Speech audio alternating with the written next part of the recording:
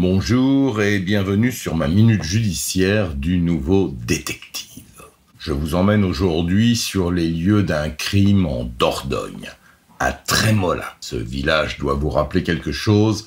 C'était le lieu de tournage du film de Claude Chabrol, Le Boucher, sorti en 1969 avec Jean-Yann.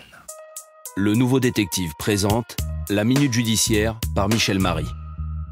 Une femme, Karen Carter, a été retrouvée lardée de coups de couteau devant sa maison. Karen était installée là depuis une dizaine d'années, britannique. Elle avait été séduite par la Dordogne. Elle avait acheté Les Chouettes, une grande bâtisse transformée en gîte rural, plutôt chic. La soixantaine élégante, discrète sur sa vie privée, ancienne enseignante, elle s'était séparée de son mari quelques années plus tôt. Et les rumeurs évoquaient depuis la fin de l'année 2024 une relation avec un veuf retraité qui tenait le Café Village. Karen faisait également partie des Mamies Foot. C'est une équipe réservée aux femmes de plus de 50 ans. Début avril, elle avait participé à la Coupe du Monde en Afrique du Sud où le club avait été battu en demi-finale. Mardi 29 avril, Jean-François, l'amant de Karen, organisait une dégustation de vin. Karen était présente. Puis la soirée touche à sa fin vers 22h. Karen reprend sa voiture, une Dacia grise,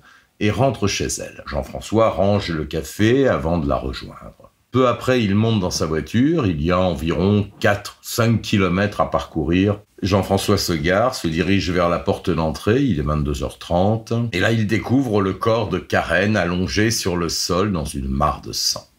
Il tente vainement de la sauver, appelle les secours. Karen est morte, vidée de son sang, lardée de coups de couteau devant sa voiture. La porte de la maison n'a pas été ouverte. L'agresseur est passé à l'action au moment où elle descendait de sa voiture. Pas d'effraction, rien n'a été volé. Jean-François a du sang sur les mains et les gendarmes, intrigués par la présence de ce sang, le placent en garde à vue pour qu'il s'explique. Il dit qu'il a tenté de la sauver, d'où la présence de sang sur lui, et il est rapidement mis hors de cause. Durant son audition, il donne une piste aux enquêteurs. Il parle d'une certaine Marie-Laure, une ancienne aide-soignante qui habite le village et que l'on surnomme l'autre folle. Une femme aux aventures multiples et des rumeurs persistantes affirment que la fidélité n'était pas son point fort. Depuis la création du Café Village, dont elle a été une des premières adhérentes, elle avait jeté son dévolu sur Jean-François qui a toujours repoussé ses avances. Elle est bipolaire et assurément mythomane. Cette Marie-Laure poursuit sans se décourager ses tentatives de séduction. Absurde d'autant que tout le monde sait dans ce village que Karen et Jean-François entretiennent une relation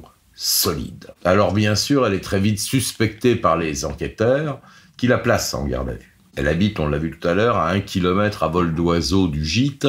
Elle a pu couper à travers champs sans se faire remarquer. Mais là encore, la suspecte ne semble pas décidée à reconnaître le crime dont on la soupçonne.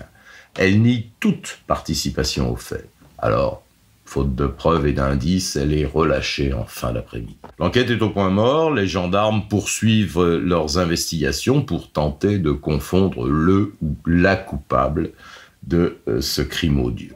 Voilà, c'était ma minute judiciaire du Nouveau Détective. Je vous dis à la semaine prochaine pour une nouvelle affaire. C'était la minute judiciaire par Michel Marie avec Le Nouveau Détective, numéro 1 sur les faits divers en France.